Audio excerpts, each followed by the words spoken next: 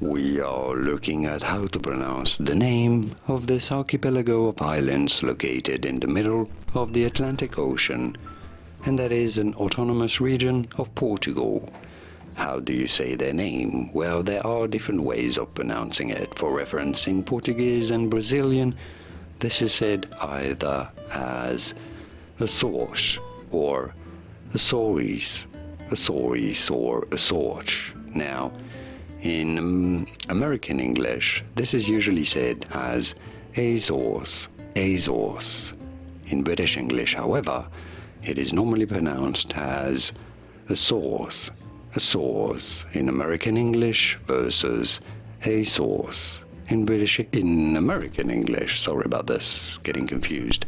Azores in American English or Azores in British English. And now you know it all. Did you get this? Was this any helpful? Let me know in the comments and by using the like button.